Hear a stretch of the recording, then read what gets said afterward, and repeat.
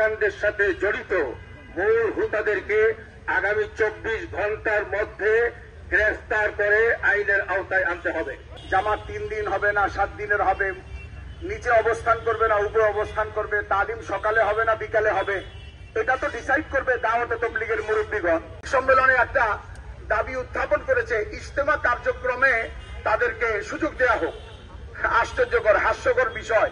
তাদেরকে আমরা জিজ্ঞাসা করতে চাই, ইতিপূর্বে যে ইজতেমাগুলো হয়েছে 2017 আমাদের বিভক্তির পর থেকে, তাদেরকে আমরা জিজ্ঞাসা করতে চাই যে আপনারা ইতিপূর্বে কোন ইজতেমার কাজে কি অংশগ্রহণ করেছিলেন?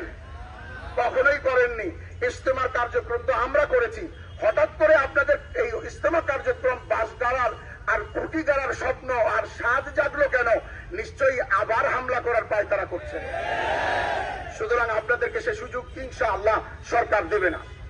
তারা বলতেছে তাদের উপরে জুলুম নির্যাতন হয়েছে। আমরা তাদেরকে বলতে চাই, কোথায় জুলুম হয়েছে? কোথাও জুলুম হয় নাই। হ্যাঁ, তবে বিচ্ছিন্ন কোনো ঘটনা যদি ঘটে থাকে সেটা ভিন্ন ব্যাপার। কোন এলাকায় কোন ব্যক্তির বিরুদ্ধে ছিল, সেই সুযোগ নিছে, সেটা ভিন্ন কথা। আমাদের শুরাই নিজামের পক্ষ থেকে তাদের উপরে কোনো কার্যক্রম বা কোন রকমের কোনো হস্তক্ষেপ করা হয়নি। বরং তারা আমাদেরকে গালমন্দ করে যাচ্ছেন, আমাদের ওলামাদেরকে গালমন্দ করে যাচ্ছে, তাদেরকে হেফাজতি বলে, বিভিন্ন কথা বলে, তৃতীয় পক্ষ বলে। আরে তৃতীয় পক্ষ কিসের? এটা শরীয়তের বিষয়, আর শরীয়তের বিষয়ে ওলামা ইকরাম সকলে একমত, এবং তাদেরই শরীয়তের ব্যাপারে তারা হলো বাড়িওয়ালা। তাবলীগের সূত্রে তো তারা আসে নাই, তারা আসছে তাবলীগের মধ্যে যারা শরীয়ত বিরোধী কার্যক্রম করছে তাদের হস্তক্ষেপ বন্ধ করার জন্য বলছে শুধুমাত্র। আর যদি আপনারা ধরেন কোন একটি বাড়িতে ভাড়াটিয়ারা আপোষে আপোষে খুব ভালো ভালো ছিল, খাওয়া দাওয়া করে, আমোদ ফুর্তি করে, আর বাসা ভাড়া দিতে হয় না, বিল্ডিং ভাঙাচুরাও করে ফেলতেছে। হঠাৎ করে বাড়িওয়ালা এসে বলল যে আরে ভাই আপনারা কি করতেছেন? আমার বিল্ডিং এর রং নষ্ট করতেছেন কেন? বিল্ডিং ভাঙতেছেন কেন? আমি আপনাদের কাছে ভাড়া নেইনি, এটা ভিন্ন কথা, আমি অনুগ্রহ করেছি। ভাড়াটিয়ারা বলে আরে এই লোক থেকে আসলো, আমরা তো ভাড়াটিয়ারা খুব আনন্দেই ছিলাম, এই লোকটা এসে তো আমাদের আনন্দ নষ্ট করে দিচ্ছে। এরা যদি বলে যে তৃতীয় পক্ষ, আরে বেটা বেউকুফ কোথাকার, তৃতীয় পক্ষ কোথায়? এ তো প্রথম পক্ষ। শুরাই নিজাম তৃতীয় পক্ষ, তোমরা তৃতীয় পক্ষ। তার কারণ হলো দাওয়াত ও তাবলীগের মধ্যে শরীয়তের ব্যাপার যেগুলি রয়েছে, এটার হ্যান্ডেল করার দায়িত্ব হযরতে আহলে ইলম, উলামা ইকরাম, উলামা মাশায়েখ, সেটাই তারা করছেন। তারা তো তাবলীগের কোনো বিষয় বলেন নাই যে তাবলীগ করতে পারবো কি পারবো না। তারা দেখছেন অনাধিকার চর্চা, শরীয়ত বিরোধী কাজ যারা করেছে তাদেরকে নিষেধ করেছে। তারা আরেকটি উত্থাপন করছে তাদের সাংবাদিক সম্মেলনে যে মাদ্রাসার ছাত্র ব্যবহার করা থেকে বিরত থাকুক। আমি তাদেরকে বলতে চাই, আমাদের নিহত সাথীদের মধ্যে কে মাদ্রাসার ছাত্র? না তাজুল ইসলাম মাদ্রাসার ছাত্র, না আমিনুল ইসলাম বাচ্চু মাদ্রাসার ছাত্র। আমাদের ঢাকা মেডিকেল সহ সকল হসপিটালে গিয়ে আহতদেরকে দেখেন, এরা সকলেই দাওয়াত ও তাবলীগের শুরাই নিজামের। এটা তারা আমাদের উপর একটা তকমা লাগিয়ে আমাদেরকে কাবু করার একটা ষড়যন্ত্র করেছে যে মাদ্রাসার ছাত্ররা বা মাদ্রাসার ছাত্রদেরকে ব্যবহার করে এটা করা হয়। এই কাজটা করার এই ভিন্ন প্রয়াস তারা চালাইছে একটা জিনিস দিয়ে, সেটা হলো টঙ্গীর ময়দানে একটি মাদ্রাসা আছে, এটা আপনারা জানেন। টঙ্গীর ময়দানে আমাদের এই কাকরাইল মাদ্রাসার একটা শাখা বাচ্চাদের নুরানি নাজেরা হিফজ বিভাগটা টঙ্গীতে আছে, সেখানে ছোট ছোট বাচ্চারা পড়াশোনা করে। তাদেরকে তারা ফুটেজ করে ভিডিওতে দেখায়, দেখেন এই বাচ্চাদেরকে নিয়ে আসছে মারার জন্য। আরে ওরা তো ওইখানে ময়দানে থাকে, ওরা তো ময়দানে পড়াশোনা করে। ওয়াসিফ সাহেবকে জিজ্ঞাসা করা হয়েছে এই মাদ্রাসা সম্পর্কে, তা ওয়াসিফ সাহেব সম্পূর্ণ অস্বীকার করে বলছেন প্রশাসনের কাছে যে ওখানে তো কোনো মাদ্রাসাই নাই। একটা মানে সে সম্পূর্ণ অস্বীকার করছে। এখন আমি যদি আপনাদেরকে বলি আকাশে কোনো সূর্যই তো নাই, কেন দেখা যাচ্ছে না, আপনারা মেনে নেবেন আমার কথা? উনি এইভাবেই বলছেন এখানে তো কোনো মাদ্রাসাই নাই। মাদ্রাসা ওনার চোখে পড়ে না, কারণ মাদ্রাসার ওলামা এলেমের বিদ্বেষী উনি। এই জন্য তাদেরকে আমরা বলতে চাই, এই যে মাদ্রাসার ছাত্রের কথা আপনারা যে ব্যবহার করছেন, এটা সম্পূর্ণ একটা মিথ্যা কথা। এই মিথ্যা কথার তকমা দিয়ে আমাদেরকে আর জনগণকে, সাংবাদিক ভাইদেরকে ধোঁকা দেওয়ার চেষ্টা করবেন না। আরেকটি হলো তারা বলছে তাদের ওই সাংবাদিক সম্মেলন থেকে দাবি জানাইছে যে মসজিদ মাদ্রাসার নিরাপত্তা দিতে হবে। হাস্যকর বিষয়, তোমরা চাও মাদ্রাসার নিরাপত্তা? তোমাদের মুখে মানায়? তোমাদের মুখে মানায় না। ইজতেমার মুখে দাওয়াত ও তাবলীগের সাথীদেরকে ছুরি দিয়ে তাদের পেট ফেলে ভুঁড়ি বের করে মাথা ফাটিয়ে তোমরা চাচ্ছ নিরাপত্তা। হ্যাঁ, তবে এক দৃষ্টিভঙ্গিতে তাদের এই দাবিটা আমি যুক্তিযুক্ত বলে মনে করি। সে দাবিটা কি? যে হ্যাঁ, যারা হামলা করেছে, যারা মারপিট করেছে, রক্তাক্ত করেছে, তাদের থেকে নিরাপত্তা তো দরকার।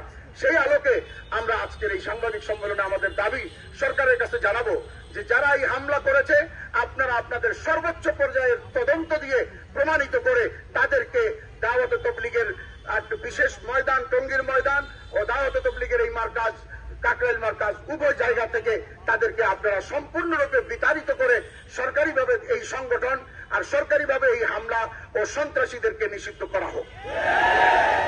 আমরা এই দাবিগুলি তাদের থেকে জানাচ্ছি। এখানে আরো কয়েকটি তারা বিভিন্ন প্রশ্নোত্তর পর্বেও সাংবাদিক ভাইদের কাছে বলেছে যে আমরা দুই পক্ষ না, আমরা তো এক পক্ষই নিজামুদ্দিন অনুসারী। কোন ব্যক্তি, কোন পক্ষ, আমরাও বলি যে তোমরা কোন পক্ষই নয়। তার কারণ হলো একজন ব্যক্তিকে অনুসরণ করা, এটা না শরীয়তে এটাকে অ্যাকসেপ্ট করে, না দুনিয়ার আইন কানুন এটাকে অ্যাকসেপ্ট করে। এখন আয়কতন্ত্র এটা কোথাও চলে না। আরেকটি হলো দাওয়াত ও তবলিগের সাথে সম্পৃক্ত শরীয়তের বিধানাবলী ইসলামী ফিকহ আইন শাস্ত্রের সাথে সম্পর্কিত। তো আমাদের আভ্যন্তরীণ যে বিষয়, জামাত 3 দিন হবে না 7 দিনের হবে, নিচে অবস্থান করবে না উপরে অবস্থান করবে, তালিম সকালে হবে না বিকালে হবে, এটা তো ডিসাইড করবে দাওয়াত ও তবলিগের মুরব্বীগণ। কিন্তু শরীয়তের ব্যাপারগুলি যখন এসে দাঁড়ায়, অর্থাৎ কোন জামাত বা কোন ব্যক্তি যদি শরীয়ত বহির্ভূত কোন বক্তব্য প্রদান করে, কাজ করে, তখন সেটাকে জবাব দেওয়া এবং সেখানে শরীয়ত বিরোধী যারা কাজ করে তাদের প্রতিবাদ করা এবং শরীয়তের পক্ষে যাদের তাদের পক্ষ নেওয়া, এটা শুধু মামুনুল হক অথবা শুধু মাহফুজুল হক অথবা কিফায়েতুল্লাহ আজহারি কিংবা নাজমুল হাসান এই গুটি কয়েক লোকের দায়িত্ব নয়, তো গোটা দেশের সকল ওলামা ইকরামের দায়িত্ব। আর তিনি যেহেতু ওলামা ইকরামের প্রতিনিধিত্ব করেন, সেই হিসেবে উনি কথা বলেছেন, অন্য কিছু নয়। তবলিগের এই কাজ খোদা প্রদত্ত কাজ, এই কাজের সকল ওলামা ইকরাম, তবলিগের মুরব্বিয়ান ইকরামের পরামর্শক্রমে চলবে, এটাই স্বাভাবিক। তারা বলতে চায়, তাদের ওই সমস্ত প্রশ্নোত্তরে তারা বলছে যে মিছিল মিটিং এটা তাবলিগের ইতিহাসে নাই, মিছিল মিটিং তাবলিগের ইতিহাসে নাই। তো আমরা তাদেরকে বলতে চাই, তাহলে খুন খারাপি আর হত্যা কি তাবলিগের ইতিহাসে আছে? তাহলে তোমরা এটা কেন করতে গেলে? তাহলে তোমরা হত্যাযজ্ঞ চালাতে পারবে, মানুষ হত্যা করতে পারবে, আর আমরা প্রতিবাদটুকুও করতে পারবো না? এতটা বৈষম্যের দেশ তো আমাদের না, কারণ আমাদের দেশের বৈষম্য বেশ খানিকটাই চলে গেছে। অল্প কিছু তোমাদেরকে নিয়ে তোমাদের মতো রেখে যাওয়া সন্ত্রাসীদের দোষরা আছো, আশা করি আমাদের প্রশাসন তোমাদেরও যথেষ্ট ব্যবস্থা নিবে। তারা সেখানে আরো কিছু কথা বলেছে প্রশ্নোত্তর পর্বের মধ্যে, যে আমরা সেখানে তারা বাঁশ, টেডা ইত্যাদি রুমের মধ্যে রেখে এটার ছবি তুলে তারপরে তারা বলছে যেগুলি আমরা আগে থেকে ব্যবস্থা রাখছি। আমাদের সাথীরা সর্বোচ্চ পর্যায়ের কসম খেতে অথবা সর্বোচ্চ পর্যায়ের শপথ নিতে রাজি আছি, তোমরা আসো, এর কথা আমরা তোমাদের সাথে সামনে বসতে চাই, যে আমাদের সাথীরা একটা বাস পর্যন্ত সেখানে রাখে নাই, বরং তোমরা এগুলি সাথে নিয়ে আসতো। ভিডিও ফুটেজ আছে যেখানে স্পষ্ট আছে তারা রামদা ইত্যাদি নিয়ে তারপরে তারা আসছে। তো আমি এই বলে আমার সংক্ষিপ্ত বক্তব্য শেষ করতেছি। দাবি এবং সকল ওলামায়ে কেরামের দাবি, ছাত্র শিক্ষকদের দাবি, যারা সাতপন্থী তারা বিগত 17 তারিখ দিবাগত গভীর রাতে নামাজরত এবং নিরীহ নিরস্ত্র মানুষের উপরে যে হত্যাযজ্ঞ চালিয়েছে, তারা কখনোই আর নিজেদেরকে তাবলিগি বলে পরিচয় দিতে পারে না। তারা অবশ্যই সরকারের কাছেও প্রমাণিত হয়েছে।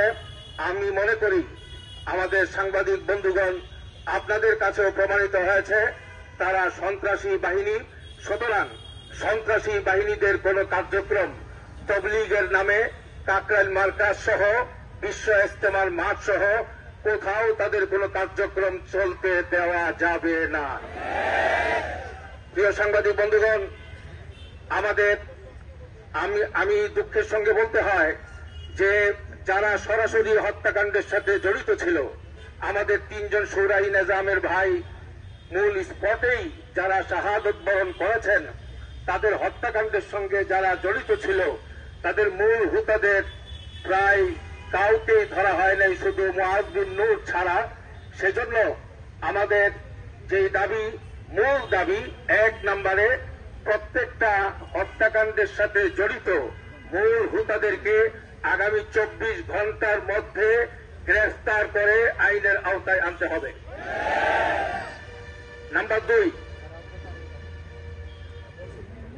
2, আমাদের তাবলীগের মার্কাজ কাকরাইল মার্কাজ, এই কাকরাইল মার্কাজে আমাদের শুরা-ই নিজামের কার্যক্রম পরিচালিত আছে।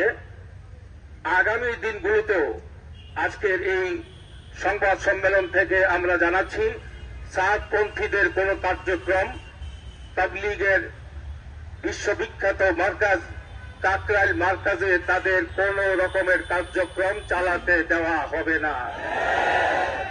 সেই বিষয়ে আমরা সরকারের সর্বাত্মক সহযোগিতা চাই এবং সেই জন্য আমরা সরকারকে জানাচ্ছি, আপনাদের মাধ্যমে দেশবাসীকে জানাচ্ছি, আমাদের এই দাবি পূরণের জন্য আমাদের মুরব্বীরা একটি কর্মসূচির ঘোষণা দিয়েছেন। আগামী বৃহস্পতিবার সকাল 9টা থেকে অনির্দিষ্ট সময়ের জন্য কাকরাইল এবং কাকরাইলের আশপাশের এলাকা জুড়ে অবস্থান কর্মসূচি ঘোষণা করেছেন। যতক্ষণ পর্যন্ত খুনিদেরকে গ্রেফতার করা না হবে, আসামিদেরকে আইনের আওতায় আনা না হবে এবং কাকরাইল মার্কাজ, বিশ্ব ইজতেমার মাঠ সহ সকল কার্যক্রম শুরা-ই নিজামের তত্ত্বাবধানে পরিচালিত হবে নিশ্চিত করা না হবে, ততক্ষণ পর্যন্ত আমাদের মুরব্বীদের তত্ত্বাবধানে এই অবস্থান কর্মসূচি চলতে থাকবে ইনশাআল্লাহ। তবে আমাদের এই অবস্থান কর্মসূচি অবশ্যই শান্তিপূর্ণ হবে এবং রাস্তা বন্ধ হবে না, জনদুর্ভোগের কোনো কারণ হবে না, যাতে করে শান্তিপূর্ণ উপায়ে আমাদের সকল দাবিগুলো আদায় হয়। সেজন্য আপনাদের সকলের সর্বাত্মক সহযোগিতা কামনা